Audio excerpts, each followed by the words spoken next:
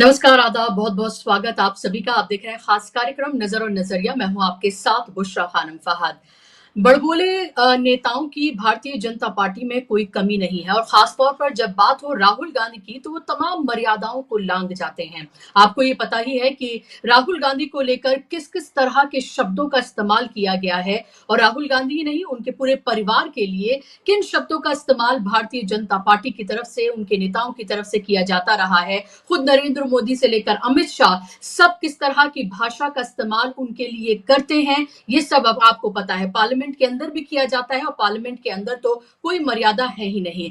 ताजा मामला है संबित पात्रा से जुड़ा हुआ। संबित पात्रा ने दरअसल राहुल गांधी को मोहम्मद जिस तरह से रोहित शर्मा को लेकर कांग्रेस पार्टी की एक नेता शमा मोहम्मद ने जिस तरह से उनको अनफिट कहा था, उस पर कटाक्ष करते हुए ये कहा कि अनफिट दरअसल राहुल गांधी हैं। उसके बाद तो पूरा इंडिया गठबंधन, सिर्फ कांग्रेस ही नहीं, पूरे इंडिया गठबंधन के नेता उठ खड़े हुए, जोर शोर से उन्होंने इस बात को उठाया, इस पर अपनी आपत्ति दर्ज की और फिर आपको पता ही है कि माफी वीरों की पार्टी तो है ये भारतीय जनता पार्टी। संबित पात्रा उठे और उन्होंने एक तरह से हाथ जोड़कर माफी मांगी। उन्होंने कहा कि अगर मेरे द्वारा कही गई किसी बात से तकलीफ हुई हो तो वो माफी मांगते हैं। इससे पहले इस पूरे जो कुछ हुआ इसको लेकर हम चर्चा करें, मैं आपको सुनवाना चाहूंगी कि क्या कुछ कहा संबित पात्रा ने पहले और फिर उसके बाद किस तरह से उनको माफी मांगनी पड़ी।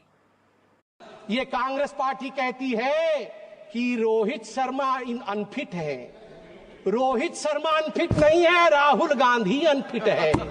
और मैं बता दूं, नरेंद्र मोदी जी के कप्तानी में ही आप देखिएगा भारत विश्व का चैंपियनशिप ट्रॉफी जीतेगी। भारत माता की जय, जय जगन्नाथ। तो आपने ये सुन लिया और अब आपको मैं सुनाऊंगी कि कैसे इसके बाद फिर संबित पात्रा को माफी मांगनी पड़ी। सुनिए आप उसको भी। कई बार इससे पहले भी हो चुका है, वो छुपी नहीं है सदन से। प्रधानमंत्री जी को बोलने भी नहीं दिया जाता है। यह सब हमें भी आहत पहुंचाती है। आज अगर मैंने कुछ शब्द ऐसा कहा है जिससे कि माननीय एलओपी या उनके किसी सदस्य को बुरा लगा हो, मुझे लगता है उन शब्दों को वापस लेने में मुझे किसी प्रकार का गुरेज नहीं है, क्योंकि हमारे प्रधानमंत्री जी ने हमेशा सिखाया है सबका साथ, सबका विश्वास, सबका विकास। धन्यवाद। तो आप देखिए कि कैसे माफी मांगनी पड़ी राहुल गांधी को लेकर, क्योंकि पार्लियामेंट के अंदर इस तरह की टिप्पणी की गई थी और राहुल गांधी अब नेता प्रतिपक्ष हैं और इस तरह की टिप्पणी उनको लेकर नहीं की जाती रही। और वहीं पर आप ये देखिए कि विक्टिम कार्ड खेलना नहीं बोले संबित पात्रा कि कैसे प्रधानमंत्री को लेकर क्या क्या कहा जाता रहा है, लेकिन उन्होंने सिखाया है सबका साथ, सबका विश्वास और हम उसी को आगे बढ़ाते हुए वो शायद ये भूल गए 50 करोड़ की गर्लफ्रेंड से लेकर और किस किस तरह की बातें राहुल गांधी, प्रियंका गांधी और सोनिया गांधी के लिए कही जाती रही हैं और उनके शीर्ष पर बैठे नेताओं ने ये सब कुछ कहा है। लेकिन जाहिर सी बात है कि राहुल गांधी की ताकत को ये लोग अब पहचान रहे हैं और वो अब नेता प्रतिपक्ष हैं और यही वजह है कि जब हंगामा हुआ राज्यसभा में भी इस मामले को कांग्रेस ने उठाया और लोकसभा में भी जो तमाम इंडिया गठबंधन के नेता हैं वो साथ में उठ खड़े हुए। क्लिप में भी आप देख रहे होंगे कि कैसे समाजवादी पार्टी के नेता गौरव गोगोई के साथ उठ खड़े हुए जब उन्होंने इस तरह की टिप्पणी संबित पात्रा ने इसको लेकर की। अब ये पूरा का पूरा मामला तूल पकड़ता जा रहा है। सोशल मीडिया पर ये क्लिप वायरल है और माफी वीर के नाम से अब संबित पात्रा का नाम रख दिया गया है, क्योंकि संबित पात्रा उस तरह के प्रवक्ता माने जाते रहे हैं जो टीवी चैनल्स पर बैठकर कुछ भी ऊल जलूल कहते रहते हैं, बिना तथ्यों पर आधारित बातें इसी तरह से वो कहते रहते हैं। लेकिन ये पार्लियामेंट है और पार्लियामेंट की एक गरिमा है जिसको मेंटेन करना होता है। और दूसरी तरफ जिस दूसरी बात पर भारतीय जनता पार्टी पूरी तरीके से, नरेंद्र मोदी पूरी तरीके से घिरते हुए नजर आ रहे हैं, वो है एलन मस्क के साथ की गई स्टारलिंक की डील। अब ये डील एयरटेल, जियो और एलन मस्क की कंपनी के बीच में हुई है, जिसको लेकर अश्विनी वैष्णव जो है उन्होंने जल्दबाजी दिखाते हुए, जिनको है तो वो रेल मंत्री, लेकिन वो रील मंत्री के नाम से ज्यादा मशहूर हैं, उन्होंने एक ट्वीट किया। ट्वीट मैं आप चाहूंगी कि वो स्क्रीन पर अगर ट्वीट ले आए, जिस ट्वीट में उन्होंने मुबारकबाद दी है एलन मस्क को और कहा है कि इससे रेलवे को भी फायदा होने जा रहा है। ये ट्वीट आप देखिए, ये ट्वीट किया है अश्विनी वैष्णव ने और ये ट्वीट करने के थोड़ी देर बाद ही इस ट्वीट को डिलीट कर दिया गया। अब ये सवाल विपक्ष पूछ रहा है कि आखिर ये जल्दबाजी में ट्वीट क्यों किया गया और ये ट्वीट किया गया तो डिलीट क्यों किया गया है? क्या स्पेक्ट्रम का की परमिशन जो है वो क्या दे दी गई है? क्या इसको लेकर किसी तरह की कोई नीलामी हुई है? क्या करार जो है वो सरकार और एलन मस्क की कंपनी के बीच में हो गया है? इस तरह के तमाम सवाल जो हैं वो अब उठाए जा रहे हैं, क्योंकि सवाल ये उठना लाजमी है। जिस तरह से डील हुई है उस सब के बाद जो अमेरिका ने और ट्रंप ने जो नरेंद्र मोदी और भारत के साथ किया, उसके बाद भी देखिए कि जो अपने आप को विश्व गुरु और 56 इंच की छाती की बात करते हैं, वो कैसे अमेरिका और एलन मस्क के सामने एक तरह से झुकते हुए नजर आ रहे हैं। पहले डील होती है एयरटेल के साथ और फिर उसके बाद डील होती है जियो के साथ, और उसको लेकर बाकायदा तौर पर सरकार इसको ठप्पा लगाती है। उनके मंत्री बाकायदा तौर पर इसको लेकर ट्वीट करते हैं, मुबारकबाद देते हैं और फिर आनन फानन में ट्वीट को डिलीट कर दिया जाता है, क्योंकि उनको लगा कि उन्होंने जल्दबाजी कर दी है और गलती कर दी है। क्योंकि फिर उसके बाद आपको ये बताना होगा कि स्पेक्ट्रम को लेकर क्या कुछ किया गया, इसकी परमिशन क्या दे दी गई है, किस तरह की डील हुई है, क्योंकि ये दो कंपनियों के बीच में करार है, तो सरकारों के बीच में किस तरह का करार हुआ है, ये सब कुछ जानना बेहद जरूरी है। और इस डील को लेकर तमाम तरह की चर्चाएं भी की जा रही हैं कि क्या किसी तरीके से राष्ट्रीय सुरक्षा के साथ समझौता किया गया है, क्योंकि जिस तरह से एलन मस्क की कंपनी के साथ जो करार हुआ है, अब ये दावा किया जा रहा है सैटेलाइट बेस्ड इंटरनेट सर्विस है कि अब दूर दराज के सुदूर इलाके में भी इंटरनेट जो है प्रोवाइड किया जाएगा, हवा में भी आपको इंटरनेट मिलेगा, बाकायदा तौर पर डिवाइस है जो आपकी छतों पर लगाई जाएगी। और क्या डेटा जो है वो कॉम्प्रोमाइज होगा इससे, आपकी हमारी प्रिवेसी जो है क्या वो कॉम्प्रोमाइज होगी? ये तमाम तरह के सवाल उठ खड़े हुए हैं। आज इसी पर हम चर्चा करेंगे, इन दोनों खबरों पर, इसी पर बात करेंगे। खास मेहमान मेरे साथ जुड़ गए हैं, स्क्रीन पर आप मेहमानों को ले आइए ताकि चर्चा का मैं आगाज कर सकूं। आप मेरे साथ देख सकते हैं, अमरीश मिश्रा जी हैं, सीनियर जर्नलिस्ट हैं, वेस्ट एशिया फॉरेन मामलों के एक्सपर्ट भी हैं और तमाम चीजों पर भी उनकी पैनी निगाह रहती है। अमरीश जी, बहुत बहुत स्वागत आपका कार्यक्रम में। मेरे साथ गिरीश जोशी जी हैं, जो फॉरेन मामलों के एक्सपर्ट हैं और इस तरह के तमाम मामलों की एक्सपर्टीज है उनके पास और बहुत गहनता से इन तमाम मामलों को वो देखते रहे। गिरीश जी सीनियर जर्नलिस्ट भी हैं। गिरीश जी, बहुत बहुत स्वागत आपका भी कार्यक्रम में।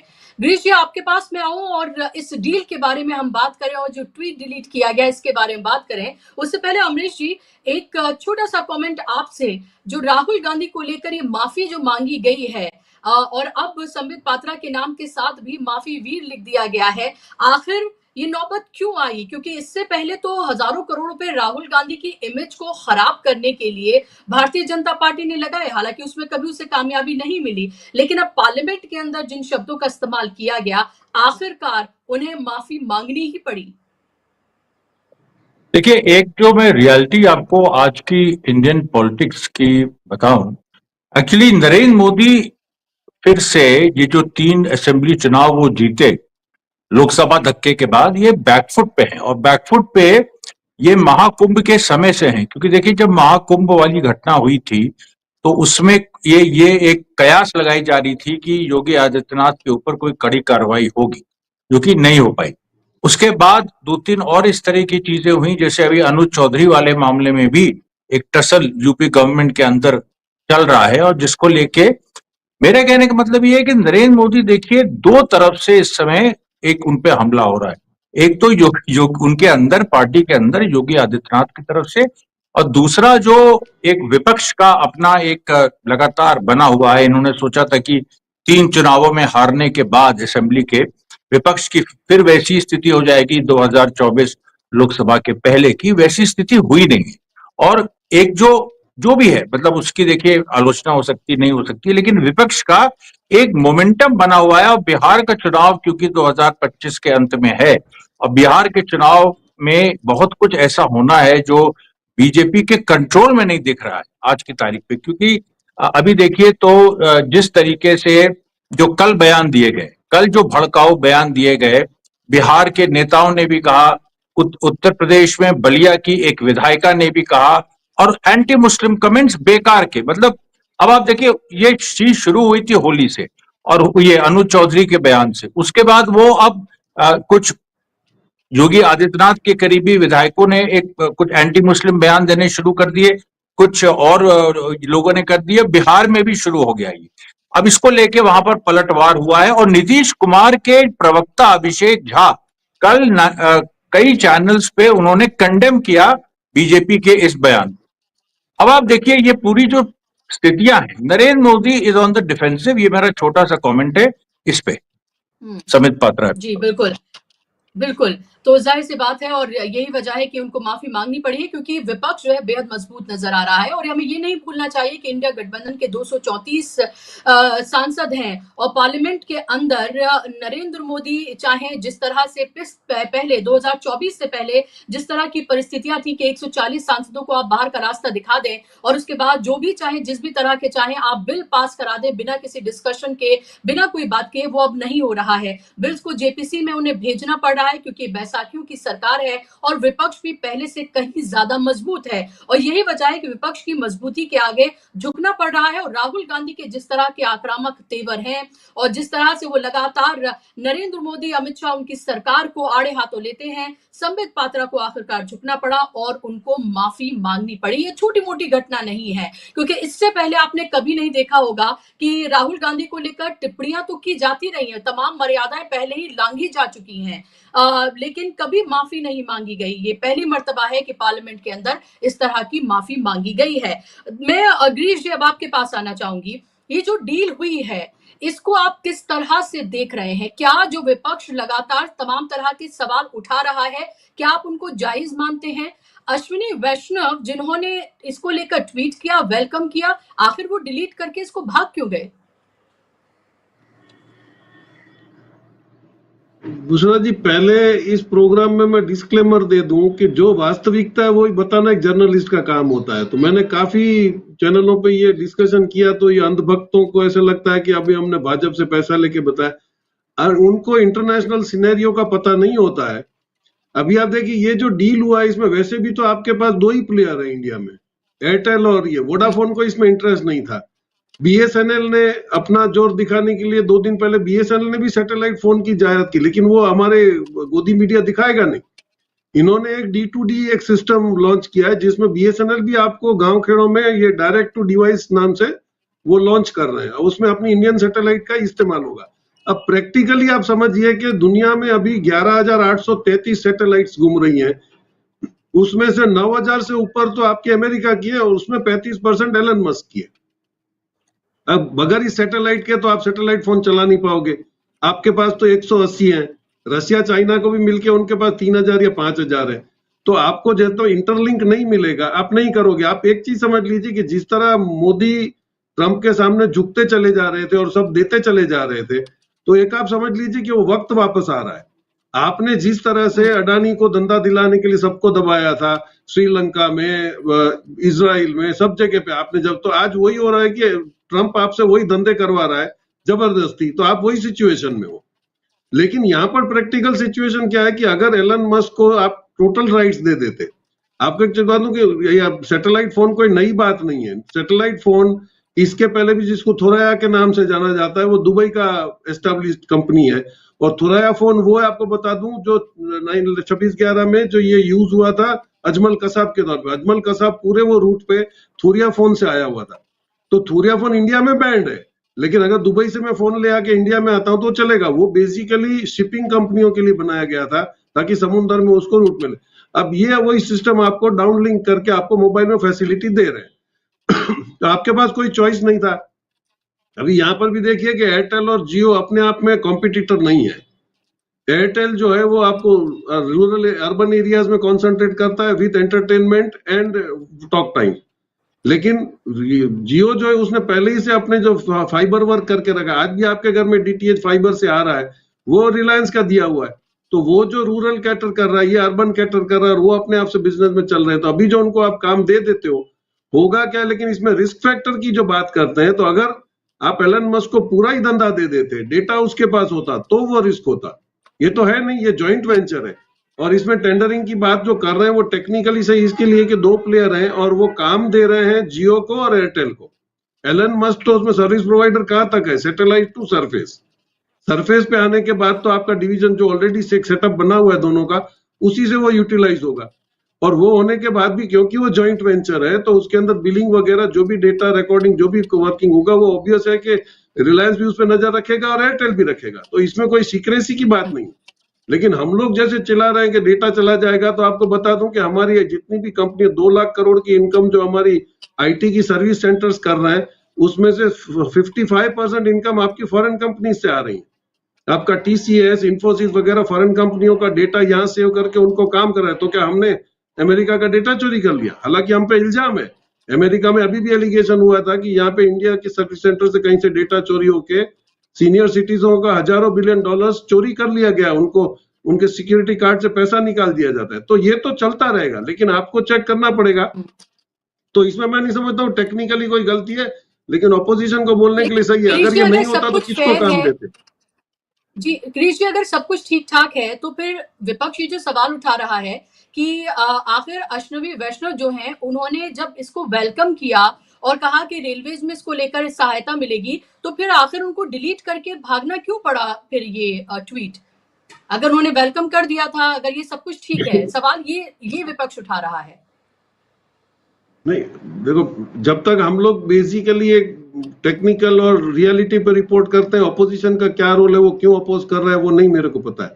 आज अगर वो पकड़ा गया था तो आपने पहले ही विरोध करना था। आपको पता है बांग्लादेश की सेपरेशन के वक्त ये फोन पकड़ा गया है बॉर्डर पे, जो स्मगलर्स यूज कर रहे थे। तो आपने वो नहीं करना था। आपके यहाँ भी स्मगलिंग में आज भी थूरिया फोन्स तो यहाँ पर भी यूज हो रहे हैं। तो आपने जो करना है वो ये ऑब्जेक्शन लेना है लेंगे, लेकिन टेक्निकली वो बताएं। हाँ, वो ये बात है कि 2 ही प्लेयर है, वहां वोडाफोन को इंटरेस्ट नहीं है, तो आपने ओपन टेंडर करना होता। तो ओपन टेंडर तो आपने भाजपा की सरकार आने के बाद कभी हुआ ही नहीं है। आप धारावी का ये भी मैटर देख लो। धारावी में दुबई की जो सीलिंग कंपनी थी, सिकलिंग, उसको तो काम मिल गया था ना धारावी का, उसने सबसे लोएस्ट टेंडर भरा हुआ था, लेकिन उसको आपने कैंसिल करके फिर आपने नया करवाया और अडानी जी का पास करवाया, दूसरों को बोला लो टेंडर मत भरना। तो ये सिस्टम जो इन्होंने आजमाया वो गलत है। लेकिन टेक्निकली इसमें डेटा चोरी हो जाना या हिंदुस्तान की कोई सीक्रेसी बाहर चली जाएगी, वो करना था तो आपने पेगासिस का ही करना था। पेगासिस उससे ज्यादा खतरनाक था। आपके इस किसी भी अरेंजमेंट में आप किसी के मोबाइल में या लैपटॉप में नहीं घुस सकते। वहां तो आप किसी मोबाइल लैपटॉप में घुस गए हो, आपने उसमें प्लांट किया है, आपने उनको आतंकवादी साबित किया और उनको जेल में डाल दिया। तो टेक्नोलॉजी में वॉरफेयर तो चलती रहेगी। आपका इंटेलिजेंस विंग, आपका डिपार्टमेंट, आपके आदमी कितने अलर्ट है, उसके हिसाब से आपका ये सिस्टम चलेगा। लेकिन सर्विस मिलने से एक एडवांटेज आपको बता दूं कि आज ही प्रैक्टिकली कल ही मैं किसी बिजनेसमैन से बात कर रहा था। उसने बोला अगर मैं 10 करोड़ की कोई जगह लेता हूं मेरी ऑफिस के लिए, तो मेरे को यहाँ से आईटी का मैंने काम करना है। तो बोले अब अगर मेरे को 5G का लिंक मिलता है तो मैं यहाँ से 20-30 किलोमीटर दूर जाके उससे 10% इन्वेस्टमेंट में एक बड़ी ऑफिस खोल के वहीं से मैं काम कर पाऊंगा। तो मेरा कम से कम 80 लाख रुपया बचता है। तो this is how it is going to. आपके किसानों को काम आएगा, उसमें आपको एनवायरमेंट की इंफॉर्मेशन मिलेंगी। तो ऐसा नहीं है, टेक्नोलॉजी बहुत पॉजिटिवली काम करेगी।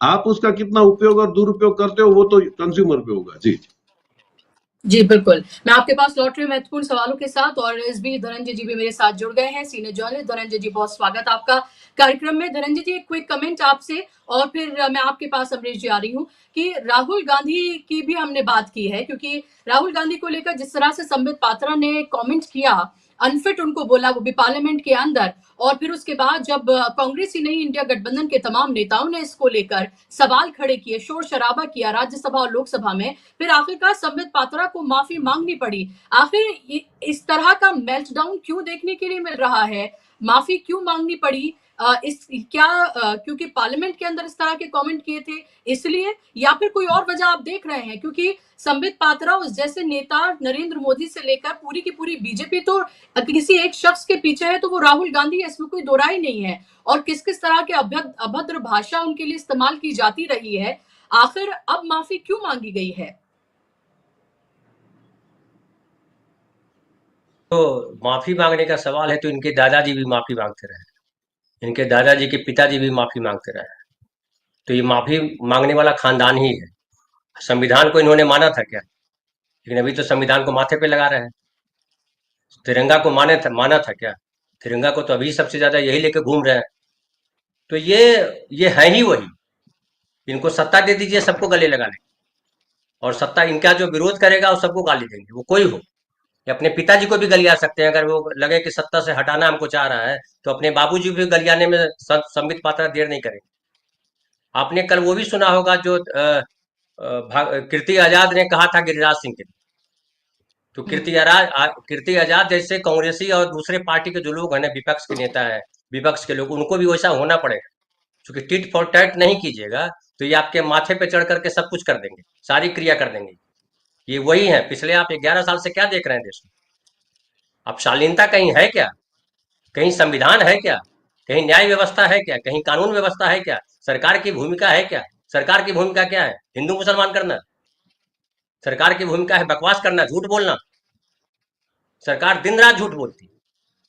और अभी जो है, जो चर्चा चल रही है मस्क वाले मैटर पे, क्या है? घुटने टेक दिए हैं आपने। बाकी जो गिरीश भाई कह रहे हैं सही है, टेक्नोलॉजी को आप रोक नहीं सकते।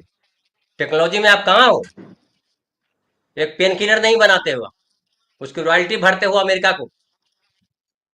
लंबी लंबी देने में इनसे ज्यादा कोई आगे है क्या? तो अब लेकिन सवाल उठता है कि जब समय ही ऐसा आ गया हो कि जितनी मूर्खतापूर्ण बात कीजिए उतने बड़े आदमी हो जाएंगे, जितना दूसरों को गलियाइए। क्या कभी भारतीय संस्कृति पर पीड़क रही है? भारतीय संस्कृति जो है परहितकारी रही। इसलिए तुलसीदास जी की बात हमेशा याद रखनी चाहिए, परहित सरिस धर्म नहीं भाई, पर पीड़ा सम नहीं अधमाई। क्या ये मानते हैं इस बात को? इनके लिए पर पीड़ा ही धर्म है। जितना मुसलमानों को गाली दो, और ऐसे मुसलमान भी पैदा किए इन्होंने। ये मुसलमान, ऐसे मुसलमान ही पैदा किए जो वो हिंदुओं को गलियाएंगे और एक माहौल बनेगा। तो ये जो कर रहे हैं, संसद में करें चाहे संसद से बाहर करें, दुर्भाग्यपूर्ण है। और देश की जो गरिमा लगातार गिर रही है। आप मस्जिदों को ढकने के जो फोटो जा रहे हैं, दुनिया में क्या मैसेज जा रहा है? 100 से ज्यादा मस्जिदों को आपने ढकवा दिया है। उसने खुद ढक लिया मौलवियों ने, या आपने ढकवा दिया, या क्या हुआ मुझे नहीं मालूम। उसका मैसेज क्या है? और आप जब बयान देता है मुख्यमंत्री किसी प्रदेश का कि होली के समय आपको रंग से डर लगता है, तो रंग से डर नहीं लगता है, गुंडों से डर लगता है। आप जो होली छोड़ दीजिए मुसलमान और फलाने को, हिंदू लड़कियों के साथ क्या करते हैं होली में देखा नहीं है? निकल के देखिए सड़कों पर क्या हाल करते हैं, हमने तो देखा है। ये क्या बताएंगे? आसाराम को जो गुरु मानता हो उससे क्या अपेक्षा कीजिए? आसाराम पे तो चार्ज हुआ, केस घोषित हुआ कि हाँ रेपिस्ट है। दैनिक भास्कर ने उतनी बड़ी रिपोर्ट छापी, लड़की ने बताया क्या किया। तो उसको बाबा मानने वाला, उसके चरण पूजने वाले लोग जो है, उनसे अपेक्षा करेंगे धर्म की, उनसे अपेक्षा करेंगे सभ्य समाज की, उससे अपेक्षा करेंगे संवेदनशील समाज की। किसकी गरिमा छोड़ी इन्होंने? संविधान की गरिमा, संसद की गरिमा, न्यायपालिका की गरिमा, व्यक्ति होने की गरिमा, किसकी गरिमा इन्होंने बचाई है? और जब इनको वैसे ही लोग मिल जाते हैं तो फिर रोने लगते हैं, गला फाड़ कर रोते हैं। गला फाड़ते रोते हुए देखा ना संसद में? नहीं देखा आपने कैसे गला फाड़ के रो रहे थे? अभी आपके हाथ में सत्ता है तो आपको लग रहा है शेर हो। आप शेर नहीं हो, आप लकड़बग्घा हो। तो राहुल गांधी क्या कर रहे हैं और मोदी जी क्या कर रहे हैं, उसे ज्यादा जवाबदेही हमारी बनती है कि हम क्या कर रहे हैं। हम देश के नागरिक जी। क्या कर रहे हैं? क्या हम नागरिक है? नागरिक का मतलब क्या होता है? नागरिक का मतलब होता है संविधान ने जो हमें अधिकार दिया है, उस अधिकार से संपन्न व्यक्ति को नागरिक कहते हैं। हम हाथ जोड़ के प्रजा बने खड़े हैं। हाँ 1500 रुपया दे रहे हैं, बहुत अच्छी बात। 1500 रुपया दिल्ली में कहा था ना 2500 रुपया देंगे, दिया? महाराष्ट्र में भी कहा था कि हम जो है सत्ता में आएंगे उसके बाद 2100 रुपया कर देंगे, किया? सवाल पूछा पत्रकार ने तो कहा कि 5 साल के लिए हम सरकार में आए हैं, हम घोषणा किसी भी समय लागू कर सकते हैं। तो वो करेंगे जब चुनाव का वक्त फिर आएगा, फिर कह देंगे कि देखिए 2100 रुपया हम दे रहे हैं या 2500 रुपया दे रहे हैं। वैसे मध्य प्रदेश में किया, दिया 3000 रुपया, कहा था कि हम 1250 से बढ़ा करके 3000 रुपया कर दिए, किधर किया? अब लेकिन हिंदू हिंदू मुस्लिम मुस्लिम करके आप सत्ता में रहना चाहते हो, तब तक रहो। सच ये है कि आपने देश को बेच दिया, देश बेचा जा चुका है। मस्क, अब ठीक है कि ये डेटा की बात कर रहे हैं गिरीश भाई। देखिए गिरीश भाई, मुझे थोड़ा सा इसमें ये होता हूँ, मैं बहुत नहीं जानता हूँ टेक्नोलॉजी कि जब हम जाते हैं अपने गाँव अपना मोबाइल लेकर के मस्क के आने से पहले, तो हमको मैसेज आता है कि धनंजय कुमार आप बिहार शरीफ में, धनंजय कुमार आप राजगीर में, धनंजय कुमार आप अहमदाबाद में। मैसेज आता है हमारे पास, ये भी आता है। हम आपसे पूछे अरे भाई साहब फलाना साड़ी कहाँ मिलती, हमारे पास आ जाता है ये साड़ी यहाँ मिलेगी, ये साड़ी भी यहाँ देख सकते हैं। कोई तो जासूसी हमारी कर रहा है। और सरकार का मतलब क्या होता है? सरकार का मतलब होता है कि हमें गारंटी दे कि आपकी निजता जो है, आपकी व्यक्तिगत जो है, आपका जो व्यक्तिगत भाव है वो सुरक्षित रहेगा, आपको कोई खतरा नहीं है। सरकार की ये भूमिका है। अभी जो ट्वीट हटाने की आप बात कर रही है, मैंने भी ट्वीट पढ़ा था, वो तो खुश थे। जी। तो हमने कहा कि ये जो एक तरफ जो है वो जो मिनिस्टर है सिंधिया, वो कह रहे हैं कि अभी हम नियामकों को देख रहे हैं, सुरक्षा जांच करेंगे, उसके बाद परमिशन देंगे। अभी तो दिया नहीं है उसको परमिशन सरकार ने। ये फिर एक कह रहे हैं कि नहीं बड़ा अच्छा है, तो बड़ा अच्छा है तो दे के बोलो ना, देने से पहले क्यों बोल रहे हैं? पहले पहले सरकार मुहर लगाएगी ना, तब ना आप अनाउंस करोगे। सरकार के बिना मुहर के आप अनाउंस कर देते हो, इसका मतलब क्या है कि आपका व्यक्तिगत इंटरेस्ट है कुछ उसमें। आप पता कीजिए, मैं नहीं ज्यादा जानता हूं उनके बारे में कि ये जो है मंत्री जी हैं वैष्णव साहब, वो किस बैकग्राउंड से आते हैं, लेकिन इसका मतलब है कहीं ना कहीं उनका कुछ इंटरेस्ट है। तुरंत रेलवे में लगा दो, ये कर दो, तुरंत वहां कर दो, क्यों कर दो भाई? जब परमिशन ही नहीं मिला है। और दो ही के क्यों परमिशन दिया? क्यों बीएसएनएल को नहीं परमिशन दे रहा हो? क्यों बीएसएनएल को किनारे कर दिया आपने? और मस्क जो है जब पहले आना चाह रहे थे तो आप रोके हुए थे। आपको टेक्नोलॉजी अचानक समझ में आ गई कि ये सही टेक्नोलॉजी है। दूर दराज के गांवों में जो सुविधाएं देगा ये रिलायंस और ये मित्तल जी लेकर के जो दे रहे हैं मस्क से, दूर दराज के गांवों में क्या, दूर दराज के इलाकों में कौन सुविधा लेगा? सरकार सुविधा लेगी। हमको आपको सुविधा लेना है कि गांव के आदमी के पास खरीदने के लिए, अनाज खरीदने के लिए पैसा नहीं है, वो ये 10 गुना महंगा जो टेक्नोलॉजी लेकर के आ रहे हैं वो खरीदेगा? ये पूरी खरीदारी सरकार की हो। और इसीलिए सरकार के दो एजेंडे जो आए हैं कि ये जो है मित्तल और जो ये है अंबानी है, दोनों सरकार के घोड़े हैं। ये और कुछ नहीं है। नहीं तो जी। एमटीएनएल को देते ना, आप बीएसएनएल को देते ही है कि बीएसएनएल करेगा, हमारे पास सरकार की संस्था है, दूर दराज हम पहुंचाएंगे उससे। आपने मित्तल को क्यों दिया? और अभी आप कह रहे हो, कल यही मित्तल और अंबानी आपत्ति कर रहे थे कि भैया ये स्पेक्ट्रम की नीलामी होनी चाहिए। अभी बोल रहे हैं नहीं होनी चाहिए। क्यों नहीं होनी चाहिए भाई? जब 2G स्पेक्ट्रम की नीलामी में गड़बड़ी करके बताया कि गड़बड़ी हुई है, इतना पैसे का घाटा हो गया, अभी घाटा नहीं होगा? तो ये सारी जो है एक व्यापारी और ये नेता, ये सब गुलाम बने हुए अमेरिका के, सब अमेरिका पहुंचाएंगे। रिसर्च एंड डेवलपमेंट पे एक पैसा नहीं खर्च करते हैं ये। सारी चीजें पेन किलर से लेकर के जहाज तक की टेक्निक जो है वहां से लेकर के आते हैं, मोबाइल की टेक्निक वहां से लेकर के आते हैं, उसकी रॉयल्टी भरते हैं। और देश को क्या देते हैं? टैक्स। देश को क्या दिया इन्होंने? ये गीत गा रहे हैं 11 साल में देश का क्या भला हुआ? महंगाई का क्या हाल? बिल्कुल, बहुत महत्वपूर्ण जी, बहुत महत्वपूर्ण बात आपने यहाँ पर कही है धनंजय जी, और ज़ाहिर-सी बात है ये तमाम बहुत वाजिब सवाल हैं, जो उठना लाज़मी है। गिरीश जी आपके पास मैं लौट रही हूँ और कुछ सवाल धनंजय जी के भी हैं जो उन्होंने उठाए हैं, वो उनके जवाब भी मैं आपसे लूँगी। ख़ास तौर पे जो स्टारलिंक की बात को लेकर, क्योंकि ये एक तरह से मैं चाहती हूँ कि इस प्रोग्राम के ज़रिए लोगों के सामने एक साफ तस्वीर जो है, वो उनके सामने रखी जाए। उनको पता हो कि क्या टेक्नोलॉजी कैसे आ रही है, सरकार के साथ क्या डील हुई है और किस तरह से अब एलॉन मस्क की कंपनी यहाँ पर आकर काम करने वाली है, उससे जो आम जनता है उसके लिए क्या होने जा रहा है, ये सब जानना बेहद जरूरी है। ऐसे में अमरीश जी, क्या आपको लग रहा है क्या इस डील के जरिए नरेंद्र मोदी और उनके सरकार ने क्या एलॉन मस्क और ट्रंप के सामने घुटने टेक दिए हैं? क्योंकि पहले से ही ऐसा लग रहा है। पहले से आप ये देखिए, जब ट्रंप ने ये कहा कि उनको पता चल गया है कि अब वो किससे डील कर रहे हैं, वो हमने उनको एक्सपोज कर दिया, हमने उन्हें बेनकाब कर दिया, ये बाकायदा तौर पर ट्रंप ने कहा था। तो अब वो टैक्सेस जो हैं वो कम कर रहे हैं, रेसिप्रोकल टैक्सेस जो है वो हम लगाएंगे और वो टैक्सेस पहले से ही कम कर रहे हैं। यानी कि आपने पहले ही घुटने आपने टेका दिए, फिर आपके वाणिज्य मंत्री जाते हैं, खाली हाथ लौट कर आते हैं, कुछ नहीं होता।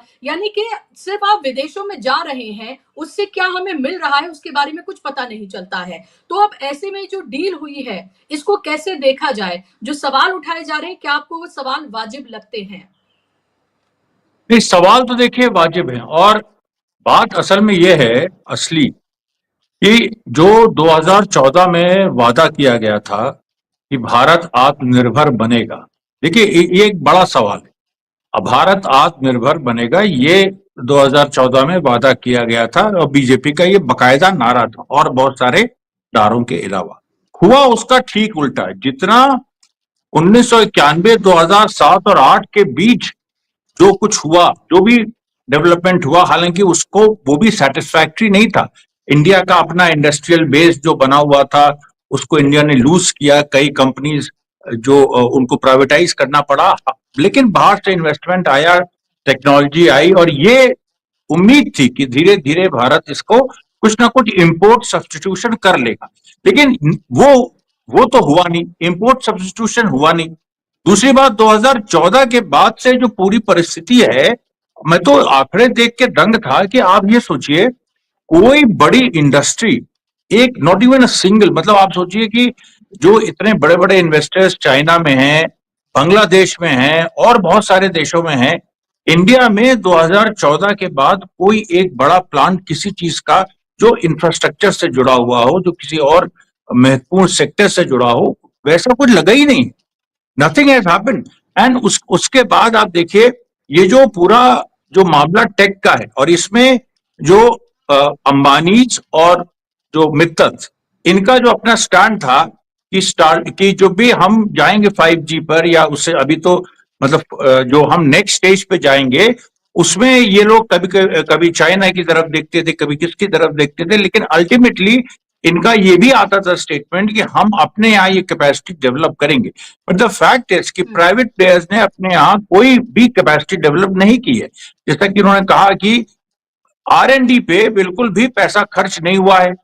अब ये जो सिचुएशन आ गई है और इंडिया को 5G की जरूरत हो के मतलब हो कि नहीं, ये एक अलग सवाल है, लेकिन वहां पर मस्क की जरूरत है कि वो भारत के मार्केट को टैप करे।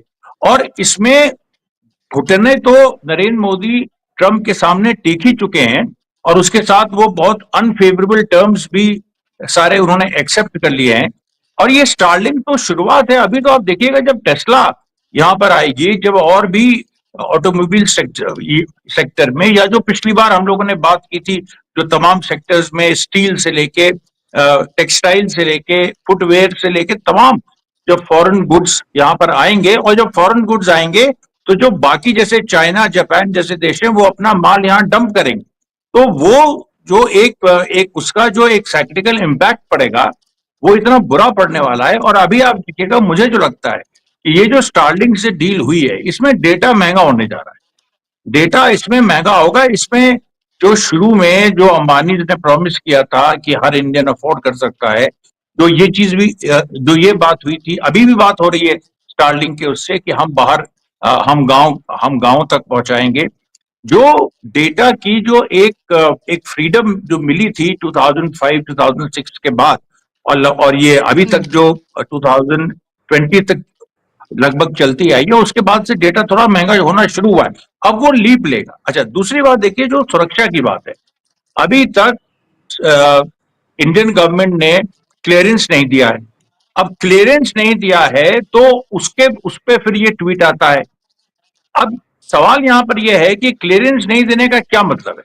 क्लियरेंस नहीं देने के दो मतलब। सबसे पहले तो यह है कि जो डिफेंस से जुड़ी चीजें हैं, वहां पर भी जो मुझे जो अंदर की खबर है कि जो डिफेंस से जुड़ी कुछ चीजें हैं, जहां पर हमको हमारे पास अपनी सैटेलाइट्स हैं, वहां पर भी पेनिट्रेशन करने की बात स्टारलिंक कर रहा है, और उस सवाल पे मामला अटका हुआ है। अगर वहां पर हो जाता है तो आप सोच लीजिए। अच्छा, ये बात जनता से छुपाई जाएगी, किसको पड़ी है ये जानने के लिए? वो लोग अपने उसके चक्कर में रहेंगे डेटा को। अब डिफेंस में NSA के ऑफिस में स्टारलिंक क्या काम करेगा, उसको पूछने की यहाँ वही जो अभी हमारे पूर्व वक्ता कह रहे थे कि जहां पर ये है कि भाई जितने मूर्ख रहो उतने खुश रहोगे, इस तरह की मैसेजिंग दी जाती है, हिंदू मुस्लिम में उलझे रहो। अब आप सोचिए, NSA से लेके तमाम जो हमारी आर्मी है, हमारी डिफेंस फोर्सेस हैं, वहां पर क्या स्टारलिंक का इस्तेमाल होगा? इस सवाल को कोई पूछने वाला आज की तारीख में नहीं। और ये इतना इंपॉर्टेंट सवाल है कि अगर इस सवाल पे आपने घुटने टेके हैं, तो इसका मतलब है कि अमेरिका आपको कहीं ना कहीं जो आने वाली जो जियोपॉलिटिकल पोलराइजेशन हो रहा है कि रशिया, चाइना, ईरान एक तरफ, अमेरिका, इजराइल और यूरोप एक तरफ, हालांकि उनके आपस के भी झगड़े हैं, तो ये जो ब्रॉड एक पोलराइजेशन हो रहा है, इसमें इंडिया कहाँ खड़ा है? इंडिया की क्या सिचुएशन है? इंडिया के ना इधर है ना उधर है। और इसमें जो मौजूदा सरकार है, ये और ज्यादा इंडिया के स्टॉक को गिराती चली जा रही है। अब तो आपके पास वो सिचुएशन हो गई है कि यहाँ पर जो जैसे HB1 वीजास की बात हुई थी, तो यहाँ बहुत लोग खुश हुए कि मस्क ने अलाउ करवा दिया। तो मतलब अब मस्क अलाउ करवाएंगे एक एक चीज इंडिया की, जो मस्क कहेंगे वो इंडिया में होगा, जिस तरीके से वो कहेंगे वो इंडिया में होगा। ये देखिए जो सारी जो सिचुएशन है। और अगर ये डिफेंस के मामले में इन्होंने ये सरेंडर नहीं किए कि स्टारलिंक जो है वो हमारी जो डिफेंस सैटेलाइट्स हैं, या जो सैटेलाइट्स है जो डिफेंस के बहुत सारे इक्विपमेंट हमारा काम करता है, अगर वहां पर स्टारलिंक नहीं आया तो देखिएगा फिर एक रोड़ा खड़ा हो, ये एक बड़ा रोड़ा खड़ा होगा और इसको लेके ट्रंप फिर से नरेंद्र मोदी को एक डांट लगा सकते हैं। ये देखिए वास्तविकता है जी। जी, बहुत महत्वपूर्ण बात आपने कही है। गिरीश जी, कितना अग्री करते हैं आप अमरीश जी और धनंजय जी से जो बातें उन्होंने इस डील को लेकर कही हैं? क्योंकि आप इसको बहुत फेयर तरीके से देख रहे हैं, आप इसके टेक्निकल पार्ट्स उन सबको देख रहे हैं। ज़ाहिर-सी बात है, उसे उसी तरह से देखे जाने की ज़रूरत भी है। लेकिन क्या आपको लग रहा है कि राष्ट्रीय सुरक्षा के साथ किसी तरह का खिलवाड़ हो सकता है? अगर जो अमरीश जी बात करें, अगर डील में वो सब भी शामिल किया जाता है, और क्या आपको लग रहा है इसीलिए अभी तक परमिशन नहीं दी गई है? नहीं बुशरा जी, देखिए वैसे टेक्निकली देखने जाओ तो आपका 85% डेटा जो है वो अंडर सी केबल से ही ज्यादातर चलता है। सैटेलाइट लिंकिंग अप से तो उनका आपका जो नॉर्मल वर्किंग है वो चलता है, वो ठीक है, डेटा चोरी होने का। लेकिन ये सरकार हमेशा ही आपका ध्यान भटकाते रहती है। अब हम देखेंगे स्टारलिंक को परमिशन मिलती है नहीं मिलती है। आप देखिए इसके बीच में रिलायंस के साथ 2 बड़े एग्रीमेंट होते हैं और वो दुनिया को पता ही नहीं कि उसमें से 2 बड़े प्लेयर कौन आए। दोनों प्लेयर हैं, एक ब्लैक रॉक और एक ब्लैकस्टोन। ये ढूंढना पब्लिक, ये लोग ज्यादा मीडिया में आते नहीं क्योंकि ज्यादातर मीडिया इनके पास है। अब ब्लैक रॉक जो है ये पूरा डेटाबेस बनाता है और आप गूगल में ढूंढ सकते हैं कि अलादीन करके एक सॉफ्टवेयर है जो वर्ल्ड का सॉफ्टवेयर ब्लैक रॉक ने ढूंढा है। और ये ज्यादातर वर्ल्ड के डेटाबेस में इसके कस्टमर्स कौन है, अमेजॉन है, एचडीएफसी है, आईसीआईसीआई, एक्सिस है, मेजोरिटी बैंक्स हैं, वो बैंक ऑफ अमेरिका को भी ये फंडिंग करता है। इसने आके जियो के साथ टाइप करा है, लोअर परेल में इन्होंने ऑफिस लिए। अब ये डेटाबेस बनाएंगे पूरे इंडिया में, तो डेटाबेस ये रखेगा जियो के साथ। लेकिन एक सिक्योरिटी ये मानी जा सकती है कि ब्लैक रॉक जो है वो अपने आप सिर्फ शेयर लेता है और अपना कंट्रोल रखता है। लेकिन यहाँ पर जियो फाइनेंशियल सर्विसेज ने इनको 50% में जेवी बनवाया, $150 बिलियन दोनों रोकेंगे। इसका मतलब ये हुआ कि उसका 50% कंट्रोल जियो के पास भी रहेगा। तो डेटा चोरी होता है नहीं होता है उस पर कंट्रोल करने के लिए अगर ये सिस्टम है तो बहुत बढ़िया अरेंजमेंट हुआ है उसके सामने। और ये आप समझिए कि ब्लैक रॉक जो है वो अमेरिका चाइना के बाद तीसरी कंपनी है, उनका भी 8 या 9 ट्रिलियन की इकोनॉमी है। ब्लैक रॉक अकेले की 11 ट्रिलियन की इकोनॉमी है। वो इतना पावरफुल फाइनेंशियल आदमी है जो पूरे दुनिया, उसके चाइना में भी फाइनेंस है, उसके दुबई में भी फाइनेंस है, उसके सब जगह, रशिया में भी उनके फाइनेंस है। तो ये एक तरह से आपको देखना पड़ेगा कि ऐसी कंपनी, ये ऑपोजिशन ये उसको क्यों नहीं बोलता कि भाई इन कंपनियों को आपने कैसे आने दिया है। इसके साथ ब्लैकस्टोन आता है। ब्लैकस्टोन आपको चेन्नई में ओडागम के पास एक बहुत बड़ा लॉजिस्टिक पार्क बना रहा है। ओडागम एक बहुत ही वाइटल पोर्ट है। वो हीरानंदानी के साथ मिलकर 4,500 करोड़ के इन्वेस्टमेंट में वहां पे वो पार्क बना रहा है। अभी ऑल इंडिया के सारे पोर्ट्स में वो लॉजिस्टिक पार्क बनाएगा। मतलब अडानी जी के वहां से जो रिवर्स होना शुरू हुआ है उसके पीछे भी एक बहुत बड़ा खिलाड़ी है। लेकिन वहां पे किसी का ध्यान नहीं जाए तो ये आपको स्टारलिंक में भटका के रखेंगे। आप देखेंगे ऑपोजिशन क्यों बात नहीं कर रहा है कि ब्लैकस्टोन और ब्लैक रॉक, ये तो ज्यूज कंपनीज हैं, तो उनको आपको कैसे आने दिया आपने? आप वैसे तो चिल्लाते हो सोरस पैसा डालता है, सोरस सरकार बदलता है, राहुल गांधी को सोरस, तो ये सोरस के बेटे ही तो हैं जो दोनों आ गए। तो ये होता है हमारा, क्योंकि उनको पता है कि 80 करोड़ लोग तो फ्री का अनाज खा रहे हैं, उनको पता ही नहीं। उनको उनके चावल में स्टोन आता है वो भी नहीं पता होता है।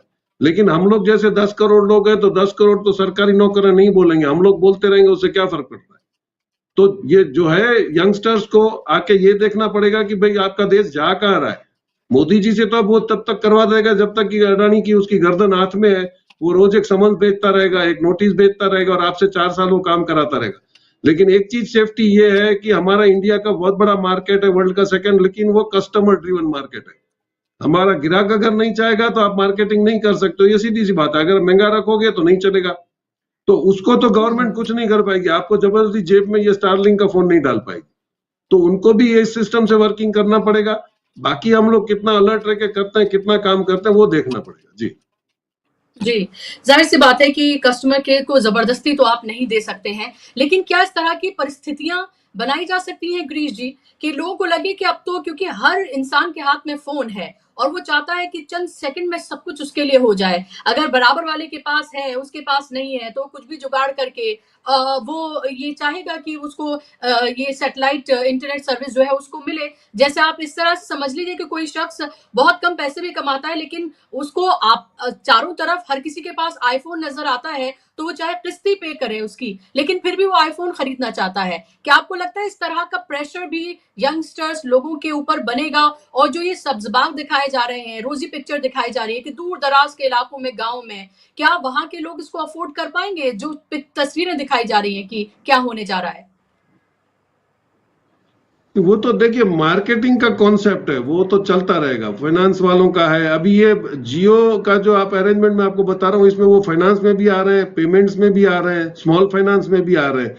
अब वो कितना आगे जाके हेल्प करेंगे वो देखना पड़ेगा। इकोनॉमी में उनका जो सीएसआर में रिस्पॉन्सिबिलिटी वो पूरा कर रहे हैं, उनको फाइनेंस कंपनी में एमएसएमईज को वो कितना हेल्प कर पा रहे हैं, क्योंकि गवर्नमेंट तो कर नहीं पा रही है। आप देखिए 20 साल के अंदर चाइना ने 600 बिलियन यूज किया है अपने बच्चों को ट्रेन करके इंजीनियर बनाने के लिए, उसमें एक भी इंजीनियर फॉरेन में जाके सर्विस नहीं करता है। आपने 70 बिलियन ही यूज किया है, और उसमें भी आपने किसको ट्रेन करा? आपने जो अच्छे ट्रेन करे वो तो जाके गूगल और माइक्रोसॉफ्ट और इंटेल संभाल रहे हैं। तो आपने अपने इंजीनियरों को यहाँ पे सेफ नहीं रखा है, तो कौन इन्वेस्टमेंट करेगा? और फिर आपके यहाँ पे इन्वेस्टमेंट नहीं आएगा। इसका ताजा उदाहरण एफडीआई में आप किसी से बात करो, टेस्ला को आने के लिए आपने दो बड़ी कंपनी ऑटोमोबाइल की, किया और फॉक्सवैगन, इनका 6.5% ऑटोमोबाइल में शेयर था इंडिया की मार्केट में। उसको सडनली आप 2012 का एक केस निकाल के बोलते 2800 करोड़ भर दो। इसका मतलब यह इशारा किया कि आप लोग भी चले जाओ, टेस्ला के लिए मैदान खाली करना है। अगर यही आपकी नीति रही तो फॉरेन से कोई इन्वेस्टमेंट आने की बात आप भूल जाइए, क्योंकि कोई भी इन्वेस्टमेंट आएगा वो आपको कंसिस्टेंसी देखेगा। अगर आपका कानूनी ठिकाना नहीं है, आप जब मर्जी पड़े तब कानून बदल देते हो, आप जब मर्जी पड़े तब ईडी को भेज देते हो, सीबीआई को भेज देते हो, तो ये मुश्किल एनवायरमेंट है। लेकिन एलन मस्क का जब तक दबदबा चलेगा, 3 साल ट्रंप है तब तक, लेकिन कस्टमर ड्रिवन में कल अगर दिक्कत रहेगी। आपको एक भी जांच बता दूं, इतनी सारी दिक्कतों के बाद भी आज भी देश में सिर्फ वो झंडी उठा के भारत माता की जय बोलने वाले भक्त नहीं है। आज भी कम से कम 20 से 22 करोड़ लोग ऐसे हैं जो वोडाफोन का फोन रखने के बाद एक बीएसएल का फोन रखते हैं, बोले वो हमारी इंडियन कंपनी है। वो फोन रखने वाले आज भी लोग हैं, और उसकी नेटवर्क आज भी रूरल में बहुत अच्छी है। तो ऐसा नहीं होगा कि आने से सारे लोग फोन बेच बाच के सब स्टारलिंक ही ले लेंगे। It's a very big market, उसमें सारों को अपॉर्चुनिटी होती है, सब कमा रहे हैं।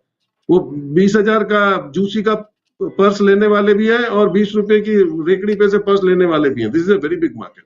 तो इतना ज्यादा हल्ला गुल्ला करने की जरूरत नहीं है, लेकिन जिस मुद्दों पे ऑपोजिशन को बोलना चाहिए उस पे वो नहीं बोल रहे हैं, इस बात का गम है। जी जी, बिल्कुल आपने सही कहा, और इतना इंसाइट कोई दे पाए, मुझे लगता है कि जो गैर ज़रूरी मुद्दे हैं उन पर बहस ज़्यादा होती है। हालाँकि विपक्ष कोशिश करता है ज़रूरी मुद्दे उठाने की, लेकिन उनको उस तरह का स्पेस भी नहीं मिलता है, कोई लेवल प्लेइंग फील्ड भी नहीं उनको दिया जाता है। और संक्षेप में धनंजय जी आपसे कि अब इस पूरे मामले को कहाँ आप जाता हुआ देख रहे हैं? क्योंकि मैं अभी देख रही थी कुछ कमेंट्स, यहाँ पर लोग लिख रहे थे कि टैरिफ, अगर रेसिप्रोकल टैरिफ लगाया जाएगा तो डीजल और पेट्रोल जो है वो और महंगा हो जाएगा, यानी कि आने वाले वक्त में हम और ज्यादा मंदी देखने जा रहे हैं, और ज्यादा महंगाई हम देखने जा रहे हैं। क्या मंदी और महंगाई को इस बढ़ते धार्मिक उन्माद से ढका जा सकेगा, या एक वक्त आएगा ये एक्सप्लोड करेगा?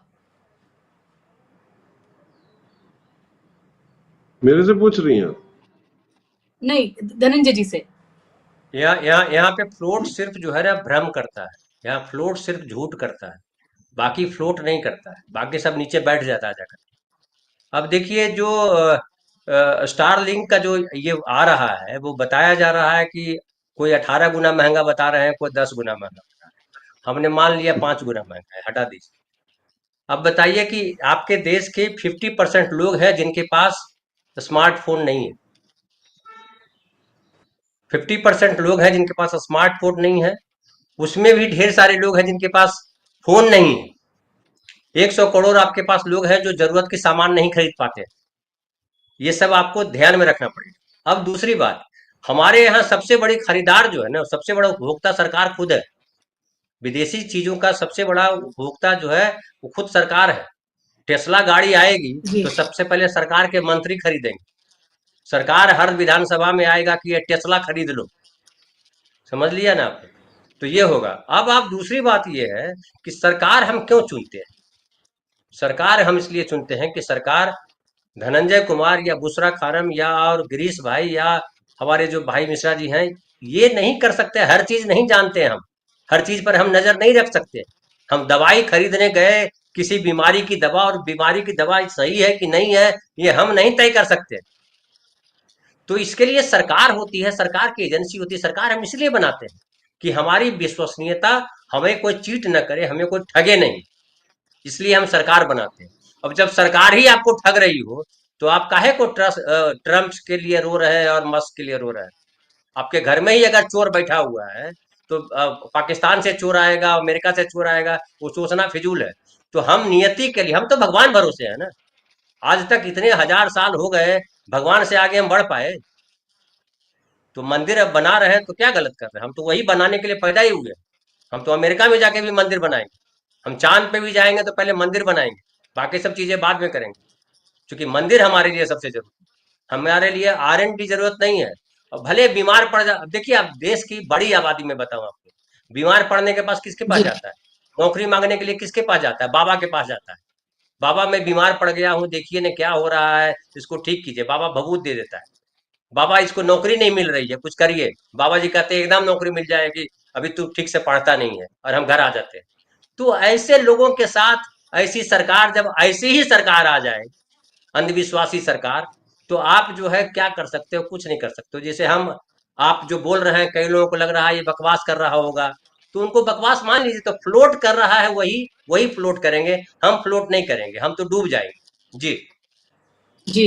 लास्ट कमेंट अमरीश जी, संक्षेप में आपसे, आप पूरी सिचुएशन को आप कैसे देख रहे हैं? क्या आपको लग रहा है कि टैरिफ और ये तमाम मसले जो हैं, ये आपको लगता है कि आने वाले वक्त में ये एक बड़ा मामला बनते हुए आपको नजर आ रहे हैं?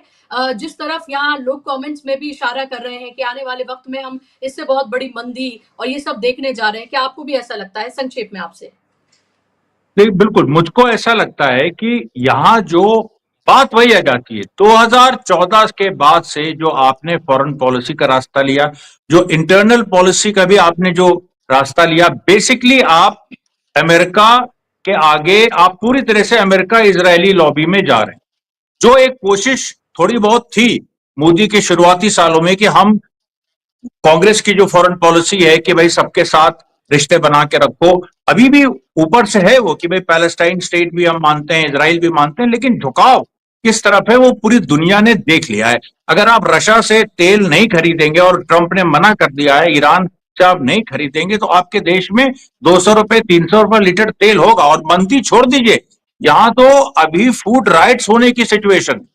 अभी जो ये 80 करोड़ दे रहे हैं अनाज, इस यही 80 करोड़ अनाज वाले ही सबसे पहले विद्रोह करेंगे। और ये मैं आपको बता दूं कि जो इस तरीके के मोमेंट्स किसी कंट्री में होते हैं, आप लैटिन अमेरिका उठा के देख लीजिए, बड़े बड़े देश, भारत जितने बड़े ना हो लेकिन फिर भी कितने किस किस अपराइजिंग से अभी हाल में गुजरे हैं, वो 91 के बाद से। इंडिया में जो ये लोग अमेरिका के आगे सरेंडर कर गए हैं, और पूरी तरीके से, मतलब आप ये सोच लीजिए कि दुनिया कहीं और जा रही है। ट्रंप हमास से बात कर रहा है, जिसको आतंकवादी समझता था, क्योंकि वो देख रहा है कि कल को कि Israel is the past, Palestine is the future. वो वहां तक सोच रहा है। और जो तुम्हारा बॉस है, और तुम जो हो अभी इजराइल इजराइल कर रहे हो और सोच रहे हो कि अभी हम उसी, अरे तुमने जरा सी भी कोई ऐसी दिखाई हो कि जो मल्टीपोलर वर्ल्ड इमर्ज कर रहा है, ईरान, रशिया, चाइना का, इसके साथ तुमने कोई रिश्ता बनाया हो, तुम कोई ऐसी ऑल्टरनेटिव इकोनॉमिक पॉलिसीज इनके साथ परस्यू कर सकते हो, बहुत सारी चीजें हो सकती है, लेकिन वो आप नहीं कर रहे हैं। तो आई सी डिजास्टर आए, दिस इज इट। बिल्कुल।